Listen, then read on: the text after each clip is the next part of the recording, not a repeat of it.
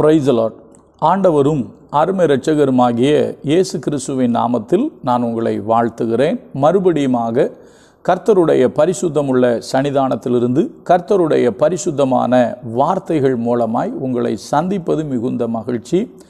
ஆண்டவருடைய பெரிதான கிருபையினால இந்த வாரத்தில் நாம் தியானிக்க ஆரம்பித்திருக்கிற காரியம் பரிசுத்த ஆவியானவரின் கிரியைகள். நன்றாய் கவனித்து கொள்ளுங்கள்.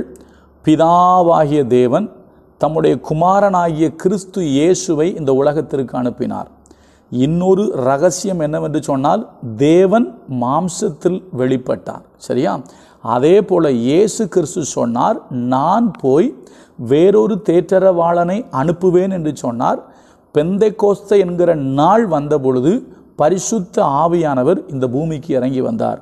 அதில் ஒரு சின்ன ஒரு காரியத்தை சொல்கிறேன். என்னென்னா, இயேசு கிறிஸ்து பெத்லகேமில் பிறந்த பொழுது நட்சத்திரத்தை பார்த்து சாஸ்திரிகள் வந்தார்கள். தேவதூதர்கள் வந்து மெய்ப்பர்களுக்கு சொன்னார்கள். அது கொஞ்சம் ரகசியமாகத்தான் இருந்தது. அதாவது சிலருக்கு மாத்திரம்தான் சொல்லப்பட்டுச்சு. ஆனால் பரிசுத்த ஆவியானவர் வரும்போது அவர் பகிங்கரமாக வந்தார். நல்லா கவனிக்கணும். இயேசு கிறிஸ்து வரும்பொழுது ஒரு சிலருக்கு மாத்திரமே தெரிந்திருந்தது. ஆனால் பரிசுத்த ஆவியானவர் வரும்பொழுது அது எருசலேம் நகரத்தார் அனைவருக்கும் தெரிந்திருந்தது. பரிசுத்த ஆவியானவர் வந்து இறங்கினார். சரிங்களா? அந்த பரிசுத்த ஆவியானவரை நீங்களும் நானும் பெற்றுக்கொள்ள வேண்டியது அவசியம். அவர் நமக்குள்ளே வாசம் பண்ணுவார். அதை நாம் அனுபவிக்க வேண்டியது அவசியம். அதுதான் ஒரு உண்மையான கிறிஸ்தவ வாழ்க்கையாக இருக்கும். இப்போ பரிசுத்த ஆவியானவர் செய்கிற கிரியைகள் ஏராளம் இருக்கிறது. எல்லாவற்றையும் சொல்ல முடியாது. கொஞ்சம், அதாவது எல்லாவற்றிலையும் கொஞ்சம் கொஞ்சம் நம்ம பார்ப்போம். நீங்கள் வேதத்தை நன்கு வாசியுங்கள். கர்த்தர் உங்களுக்கு உதவி செய்வார். முதலாவது ஒரு காரியத்தை நான் சொல்லுகிறேன். அப்போஸ்தலனாகிய பவுல் கொரிந்து திருச்சபைக்கு ஒரு காரியத்தை சொல்றாரு. என்ன தெரியுமா சொல்றாரு? 1 கொரிந்தியர் 2வது அதிகாரத்தில் அவர் சொல்ற வார்த்தையை பாருங்க. 1 கொரிந்தியர் 2:10-11-12 வரைக்கும் படிக்கிறேன். நமக்கோ தேவன் அவைகளை தமது ஆவியினாலே வெளிப்படுத்தினார். தேவன் அவைகளை தமது ஆவியினாலே வெளிப்படுத்தினார். அந்த ஆவியானவர் எல்லாவற்றையும் தேவனுடைய ஆழங்களையும் அறிந்திருக்கிறார். அப்போ பரிசுத்த ஆவியானவர் யார் அப்படின்னா, தேவனுடைய ஆழங்களை அறிந்திருக்கிறார். திருத்துவத்தில் அவர் ஒருவர், அவரே தேவன். அதாவது மூவரும் ஒருவரே. சரியா? இப்போ தேவனுடைய ஆழங்களை அறிந்தவர். கீழே போட்டிருக்கு, மனுஷனில் உள்ள ஆவியை அன்றி மனுஷரில் எவன் மனுஷனுக்குரியவைகளை அறிவான்? அப்படி போலவே தேவனுடைய ஆவியை அன்றி ஒருவனும் தேவனுக்குரியவைகளை அறிய மாட்டானோ? நாங்களோ உலகத்தின் ஆவியை பெறாமல் தேவனால் எங்களுக்கு அருளப்பட்டவைகளை அறியும்படிக்கு தேவனிலிருந்து புறப்படுகிற ஆவியையே பெற்றோம். தேவனிலிருந்து புறப்படுகிற ஆவி யாரு? பரிசுத்த ஆவிதான் தேவனிலிருந்து புறப்படுகிற ஆவியானவர். சரியா? அதுக்கு விளக்கம் வேணா, இயேசு கிறிஸ்து சொன்ன வார்த்தை வேணா உங்களுக்கு நான் படிக்கிறேன். தேவனிடத்திலிருந்து புறப்பட்டு வந்தவர் அப்படின்னு சொல்லுவார். நான் படிக்கட்டுமா?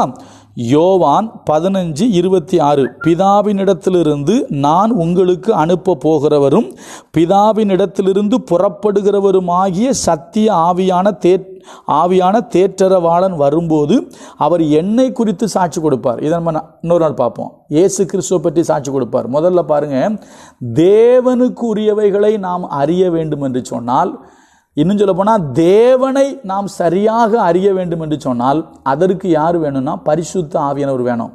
அதாவது உலக பிரகாரமாக அறிகிற அறிவு வேற. சில பேருக்கு படித்த அறிவு இருக்கும், படித்த அறிவு இல்லை. அவர் சொல்றாரு, நாங்களோ தேவனுக்கு உரியவைகளை அறியும்படிக்கு தேவ ஆவியை பெற்றோங்கிறாரு. காமனா, அதாவது மனித அறிவில் தேவனை குறித்து படித்து கேட்டு அறிகிற அறிவு வேற. தேவனுடைய ஆவியை பெற்று அந்த ஆவியினாலே தேவனை அறிகிற அறிவு வேற. அந்த அறிவு ரொம்ப வித்தியாசமானது. சரிங்களா? நீங்கள் பார்த்தீங்கன்னா, உதாரணமாக சொல்ல போனால் அரசியல்வாதிகள் கூட இயேசு கிறிஸ்துவை பற்றி பேசுவாங்க. கிறிஸ்துவ குறித்து பிரசங்கெல்லாம் பண்ணுற ஆட்கள் இருக்குது. ஆனால் அவர்களெல்லாம் தேவனுடைய ஆவியை பெற்றவர்களா? அவர்களெல்லாம் தேவ ஆவியினால் நிரப்பப்பட்டிருக்காங்களா? எல்லாரும் பேசுகிறாங்கிறதுக்காக எல்லாரும் தேவனுடைய ஆவியினால் பேசலை. நல்லா புரிஞ்சுக்கிடணும். தேவனுடைய ஆவியினால் பேசுகிற ஒரு அனுபவம் இருக்குங்க. தேவனுடைய பரிசுத்த ஆவியினாலே ஒரு மனிதன் பேசுகிற அனுபவம் இருக்குது. அந்த தேவனுடைய ஆவியினாலே தேவனுடைய காரியங்களை அறிந்து கொள்கிற ஒரு அனுபவம் இருக்குது. சரியா? இப்போ போட்டிருக்கு பாருங்க, அழகா சொல்றாரு. எப்படி சொல்றாரு? மறுபடியும் சொல்றேன், நாங்களோ உலகத்தின் ஆவியை பெறாமல் தேவனால் எங்களுக்கு அருளப்பட்டவைகளை அறியும்படிக்கு தேவனிலிருந்து புறப்படுகிற ஆவியையே பெற்றோம். நீங்க அந்த தேவனிலிருந்து புறப்படுகிற ஆவியை பெற்றிருக்கீங்களா? அவர் என்ன தெரியுமா செய்வார்? தேவனை குறித்து நீங்கள் இன்னும் அதிகமாய் அறிந்து கொள்வதற்கு உங்களுக்கு உதவி செய்வார். சரியா? நான் இன்னொரு வேத வசனத்தையும் வாசிக்கிறேன். அப்போஸ்தலனாகிய பவுல் எபேசு திருச்சபைக்கு எழுதும்போது சொல்கிற வார்த்தையை பாருங்கள். எபேசியர் 1வது அதிகாரம் 17 போட்டிருக்கு, நம்முடைய கர்த்தராகிய இயேசு கிறிஸ்துவின் தேவனும் மகிமையின் பிதாவுமானவர் தம்மை நீங்கள் அறிந்து கொள்வதற்கான, எப்படி தம்மை நீங்கள் அறிந்து கொள்வதற்கான ஞானத்தையும் தெளிவையும் அளிக்கிற ஆவியை உங்களுக்கு தந்தரல வேண்டும் என்று விரும்புகிறேன். அப்போ பரிசுத்த ஆவியானவருடைய கிரியை என்ன தெரியுமா? ஒரு மனிதனுக்குள்ள பரிசுத்த ஆவியானவர் இருப்பாரே ஆனால் அவன் தேவனை குறித்து அறிந்து கொள்வான். மறுபடியும் சொல்கிறேன், எப்படி சொல்கிறது? உலக பிரகாரமாய் அறிகிற அறிவு அல்ல. மற்றவங்க சொல்கிற மாதிரி இந்த என்ன சொல்கிறது, சில பேர் படித்த அறிவில் பேசுவாங்களா? அப்படி இல்லை. ஆவியினாலே தேவனை அறிந்து. ஏன்னா ஆண்டவரை ஆராதிக்கும் போது கூட எப்படி தான் ஆராதிக்கணுமா? ஆவியோடு உண்மையோடு தான் ஆராதிக்கணுமா? தேவன் ஆவியாக இருக்கிறார். அப்போ தேவனுடைய ஆவியை நாம் பெற்றுக்கொண்டாதான் தேவனை நாம் அதிகமாய் அறிய முடியும். அதாவது அறிய வேண்டிய விதமாய் அறியணும். இப்போ உதாரணமாக சொல்லப்போனால், அதாவது இப்போ பரிசுத்தமாகிறவன் இன்னும் பரிசுத்தமாகட்டும்னு சொல்கிற மாதிரி அறிகிறவன் இன்னும் ஆழமாக தேவனை நம்ம என்ன செய்வோம்னா அறிவோம். ஒரு பாட்டு ஒன்று தெரியுமா? இன்னும் உம்மை அறியணுமே, இன்னும் உம்மை அறியணுமே, இன்னும் கிட்டி சேரணுமே, இன்னும் கிட்டி சேரணுமே, பிரசன்னம் பிரசன்னம் தேவ பிரசன்னம் பிரசன்னம் பிரசன்னம் தேவ பிரசன்னம். ஆண்டவரை நம்ம இன்னும் இன்னும் இன்னும் கிட்ட கிட்ட நெருங்கி சேருவோம் தெரியுமா? இன்னும் அவரை அறிவும் தெரியுமா? அது எப்படி தெரியுமா முடியும்? பரிசுத்த ஆவியினால தான் முடியும்.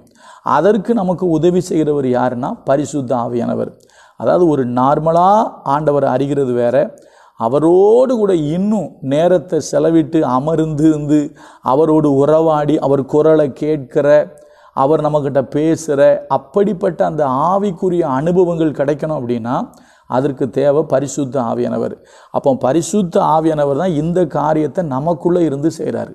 அப்போ முதலாவது நான் இப்படி சொல்கிறேன், பரிசுத்த ஆவியானவர் செய்கிற கிரியை என்னன்னா, தேவனை குறித்து நீங்கள் அறிகிற அறிவு அடையும்படி செய்கிறவர் யாருன்னா பரிசுத்த ஆவியானவர். சரியா? அதே போல் தேவனுக்கு உரியவைகளை, தேவனுடைய மகத்துவங்களை நீங்கள் அறிந்து கொள்வதற்கு உங்களுக்கு உதவி செய்கிறவர் யாருன்னா பரிசுத்த ஆவியானவர். பரிசுத்த ஆவியானவர் இல்லைன்னா நான் உண்மையாக சொல்கிறேன், நீங்கள் ஏட்டறிவில் இருப்பீங்க, இல்லைன்னா எழுத்தறிவில் இருப்பீங்க. ஆனால் தேவனால் உங்களுக்கு வெளிப்படுத்தப்படுகிறவைகளை, தேவனால் உங்களுக்கு அருளப்படுகிறவைகளை நீங்கள் அறிந்து கொள்ளவே முடியாது. தேவனால் உங்களுக்கு அருளப்படுகிற அப்படிப்பட்ட அந்த ஆவிக்குரிய ரகசியங்களை, மேன்மையை நீங்கள் அறியணும் அப்படின்னா அதற்கு தான் பரிசுத்த ஆவியானவர் நமக்கு உதவி செய்கிறார். அதனால் நமக்கு யார் வேணும் அப்படின்னா பரிசுத்த ஆவியானவர் நமக்கு வேணும்.